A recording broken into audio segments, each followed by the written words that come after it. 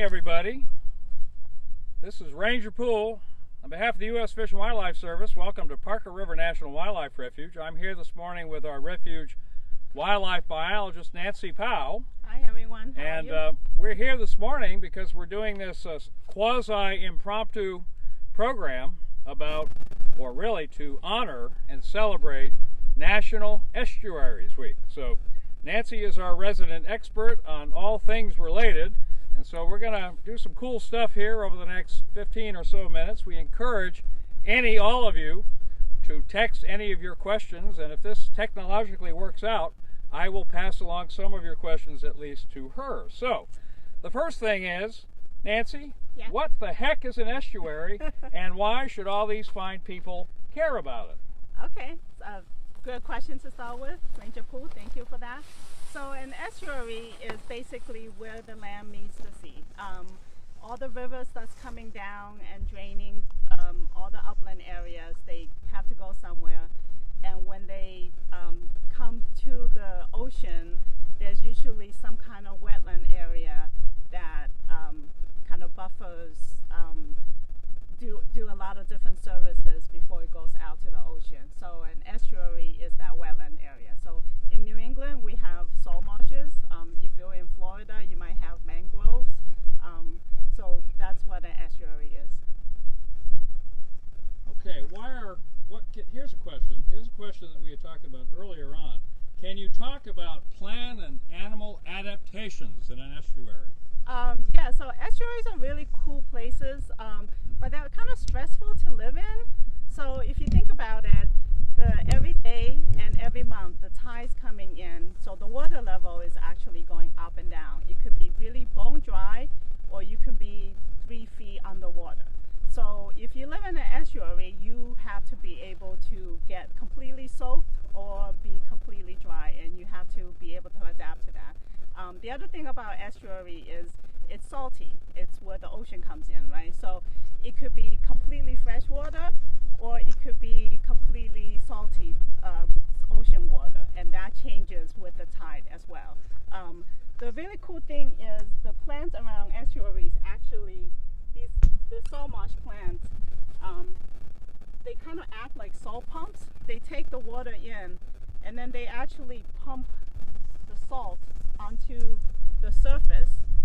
And so if you lick one of these plants, which I'm gonna do, you can actually taste that it's salty. And this one that I'm holding here, this is called pickleweed.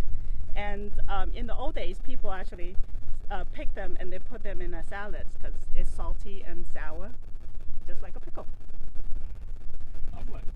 Can you talk about some of the other critters that folks might be familiar with and or interested that live in an estuary and or the salt marsh, Nancy? The most famous one is probably, if you've ever been to a fried clam place in New England, we're very well known in this area for that. If you ever order steamers, that's a soft shell clam, and they live in the mud in the estuary, way down deep in the mud, and then they send up that little feeding tube into the surface and filter everything out of the water. That's probably the most well-known one. There's also a lot of birds and fish that live in this area, and a lot of different kind of insects. I think our viewing public is probably very, very familiar, Nancy, with the biting insects that live in the marsh. I'm going to throw in one of my own questions because we hear it every year, Yeah. usually in July, hint, hint. Of what value are those nasty animals that we all know as greenheads? So greenhead flies is something that is unique to salt marshes. The interesting thing is it's actually only in salt marshes that's really big and intact. So we have the honor of being one of those places where greenheads are very abundant. And that's actually an indicator that our salt marshes are nice and healthy and large. There's a lot of birds that actually do feed on greenheads. So the purple martins, which come and breed in our area, feed on insects. And one of the marsh specialists that's unique to this area, the salt marsh sparrow, would also eat greenheads. I think it's probably a hard sell to suggest or at least hope that people might actually love greenheads, but perhaps at least on an intellectual level, we can appreciate their place in the food web. Yeah. Now, I see off in the distance there a white bucket on the ground, and since we're talking about critters in this realm, is there something maybe you want to play show and tell with? Sure. So we have a lot of fish, like I said, that live in the creeks and pools. So we threw in a minnow trap last night, and we can come and see if we caught anything.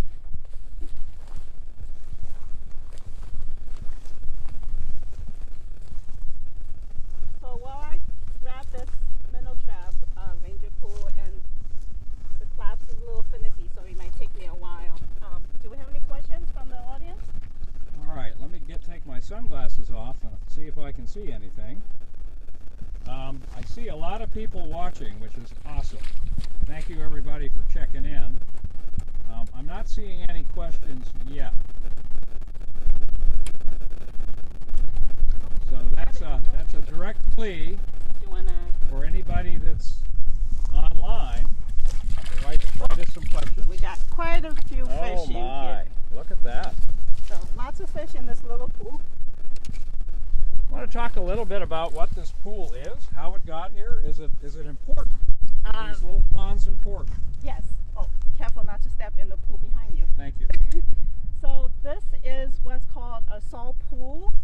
And there's two kind of pools in a salt marsh. There's a salt pool, which is deep, and it's always has water and is there's usually no plants in it. And there's another one called a salt pan, which can fill with water, but usually has plants because it usually dries out.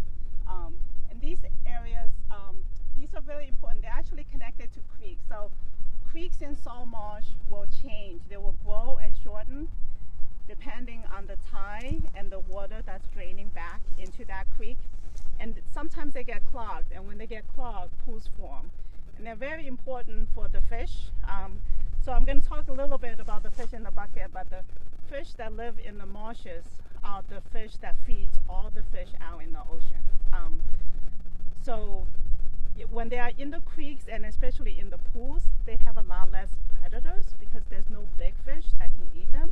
Now they are good feeding for the birds that like to visit the refuge, and when the water gets really shallow, you can see this time of year especially, you'll see the egrets and the herons feeding on the fish in these pools. Well, we have a question, Nancy, that was just written into us by Linda Sherman.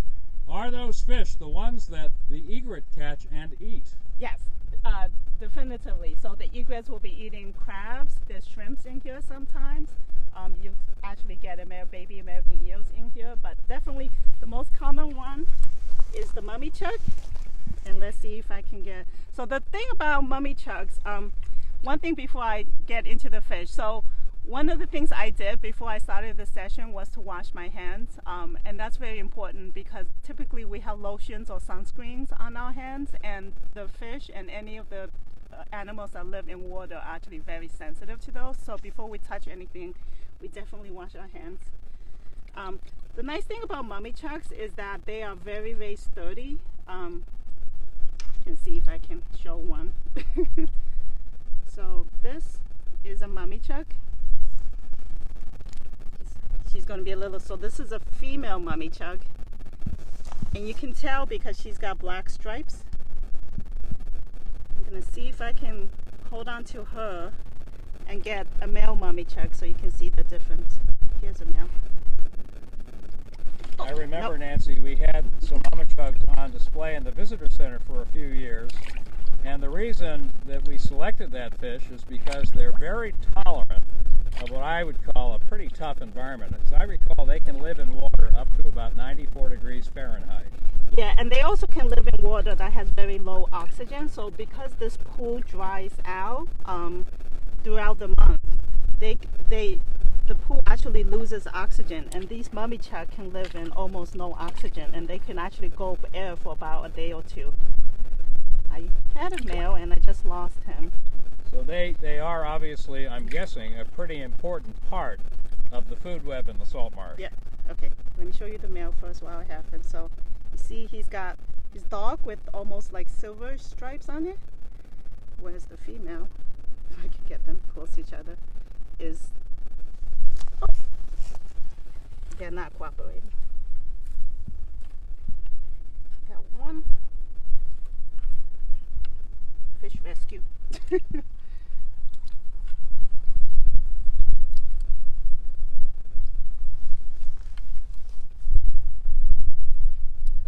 the other one. So needless to say, these pools are really important features biologically in any salt marsh system.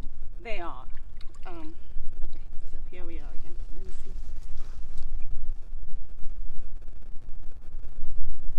Okay, here I think you can get a shot of. That's the Shadow out of the way. male with the white stripes and the female with the darker stripes. There you go. And so, yeah, Mummychucks are the ones that's the most common, and they spend a lot of time here. And then they'll go out into the bay or the sound, which is the water behind the barrier island. And then bigger fish like the striped bass that people like to fish for actually come in, and they spend their summers in the sound, staying away from bigger predators out in the ocean.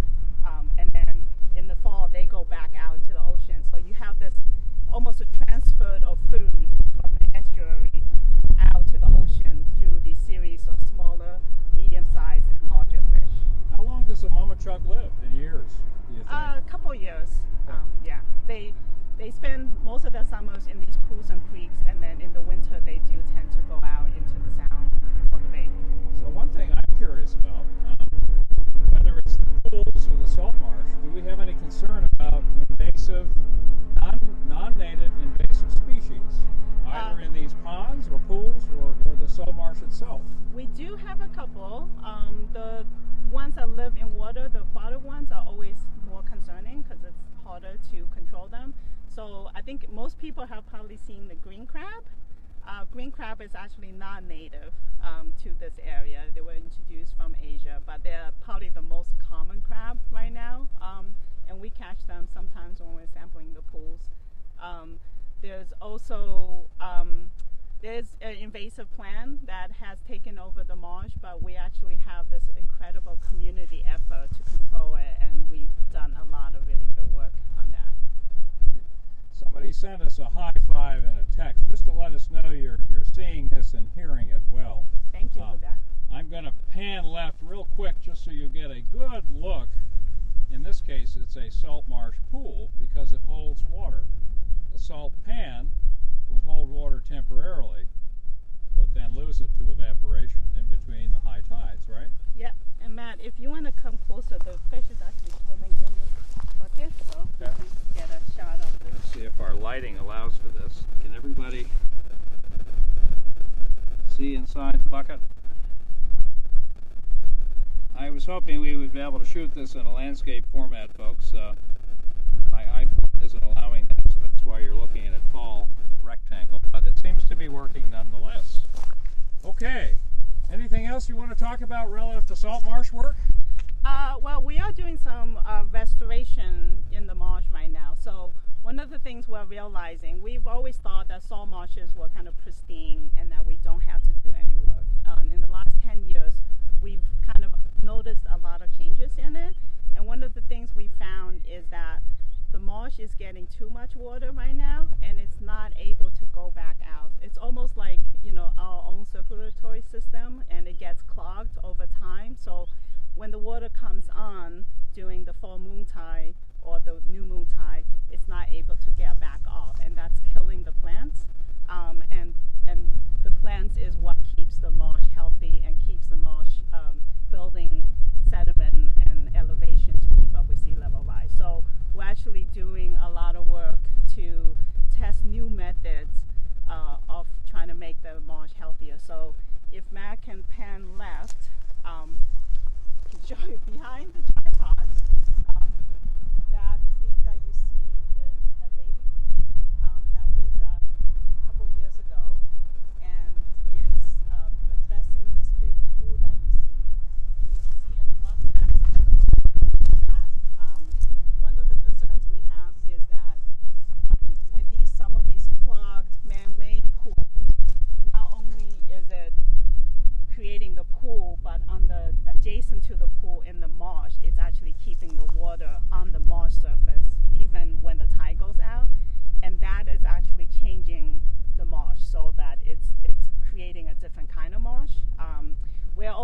experimenting, doing a lot of experiments. So one of the things we're doing is taking that sediment that we just took out for the creek and using it to benefit some of our species. So if Matt can turn around, he's actually standing right next to a little island that we created.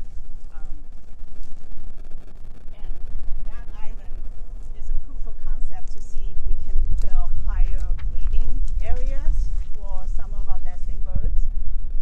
I mentioned the Salmon Sparrow before. This is a bird that only nests in salt marshes, and they're specially adapted, and they are really in danger of kind of disappearing in the next 30 or 50 years, and so we're just trying to do what we can to help the birds stay around. Should we show the viewership Yes, what a salt marsh sparrow looks like? Let's do that. We've got a poster here that we had hoped to keep on an easel, but the wind isn't cooperating, so here we go. So yeah, this beautiful bird here, this is a salt marsh sparrow, and like I said, it only lives in salt marshes. So it breeds from Maine to Delaware, and then it winters further down south to about Florida. And it lives its entire life in salt marshes and entirely in the United States of America, which makes it pretty unique in the bird world. Here's a nest. So they built that nest pretty much in, so this is the island we just created. These kind of cowlick tufts where they wrap around, this is what they like to build their nest on.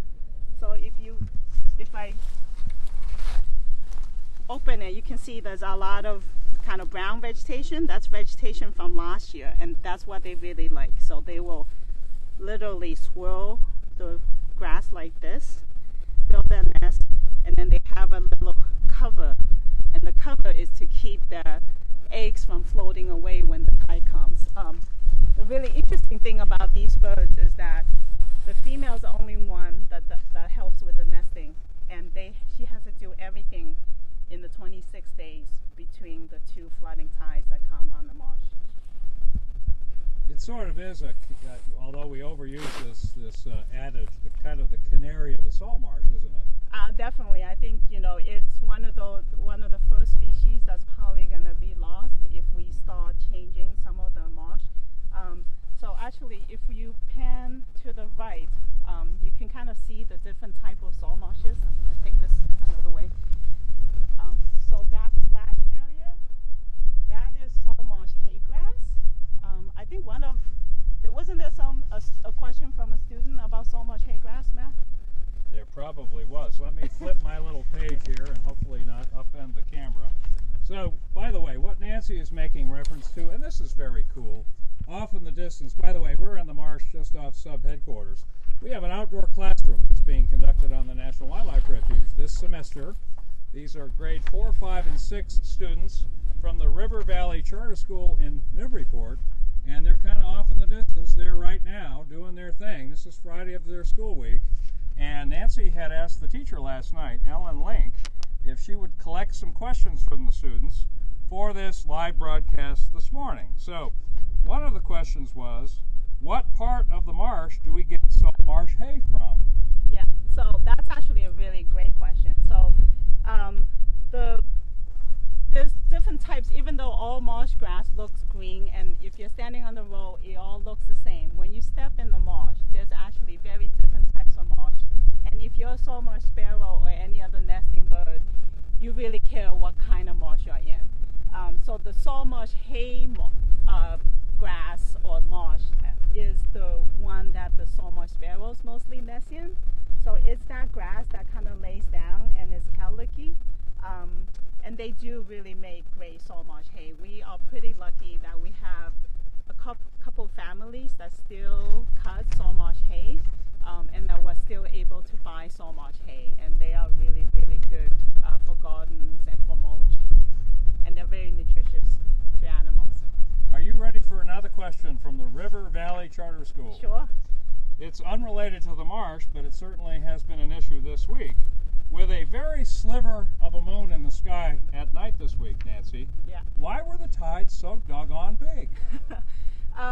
So there's actually kind of almost 2 high tide cycles in a month. And one happens during a full moon, and one happens during the new moon, where it's completely dark. And sometimes one of them is always higher than the others. Some months the full moon tide is slightly higher, and that's the one that floods the marsh. But sometimes, and a lot of times in the summertime, it's the new moon tide that is higher, and that's the one that floods the marsh. So we just had a new moon, and that brought the really high flooding tide. We also had a storm off the coast, and that wind really drives the tide up and can make it a couple feet higher. The good news is, for those who like watching rough seas, it was a pretty cool week to be hanging out on the beach. It was. Here's another question from the students over at the outdoor classroom. What are the most common clams in the salt marsh? So I already talked about the soft shell clam, and that is the most common one. We also do have razor clams, which are, I don't have a sample. It's kind of funny. It's almost like a curved knife. It's long and skinny, and they live very, very far down in the mud, a couple feet down, and they have really, really long necks that they send up. I had them when I was little in Asia. They are delicious, I think.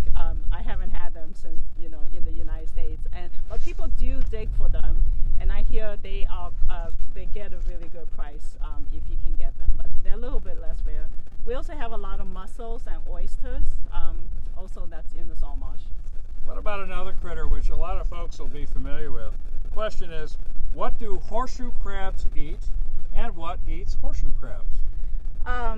Let's answer the second question, what eats horseshoe crabs. So horseshoe crabs, I have a little horseshoe crab shell here. And this horseshoe crab probably molted. And you can tell, if you ever find a horseshoe crab and you want to know, was it eaten or was it molted, you can tell if he has a split on its back shell like that. That means it molted, because the new shell, they form the new shell underneath, just like lobsters, and then they kind of slip out through that. So when the horseshoe crabs, the eggs and the juveniles, the young, a lot of things will eat them. When they're young like this, they're almost like soft shell clams. Anything can eat them. So the birds actually will eat the eggs a lot. So when the horseshoe crabs come up to near the land to lay their eggs, a lot of shorebirds will eat them. So I think everybody knows a little bit about the red knot and the Chesapeake Bay, and how they time the migration to when the horseshoe crabs come out to lay their eggs. So when they're young, a number of different fish will eat them, birds, and then when they get older as adults, sharks and humans. We actually take horseshoe crabs both for medicinal use and for bait, to go fishing, to catch more fish. There's something very unique about their blood, right? Yes, they have an anticoagulant in their blood, so the medical industry uses their blood to test any new medicine that they may be trying. So they'll test it first before they go into trials. We had one more question from the students, and I think it's a pretty easy one, but let's give it a shot. When was Parker River National Wildlife Refuge established? It was established in 1941, so this was right before World War II, and I think for your history buffs, it was after the Great Depression and the Dust Bowl, so the same drought that kind of sent America into the economic decline also destroyed a lot of waterfowl habitat. So a lot of refuges along these flyways were established during that time in order to protect waterfowl. But these days, the refuge is here for all kind of animal and all kind of habitats, as well as people. I always, when people ask me why was Parker River established, the metaphor I use, it's a Motel 6.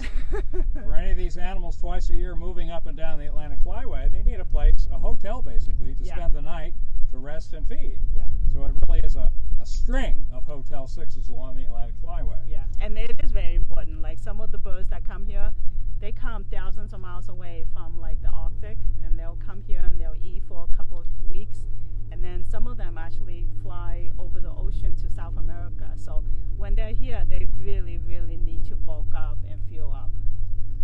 Nancy, we're coming up on almost 30 minutes Oh my of goodness. this Facebook Live broadcast.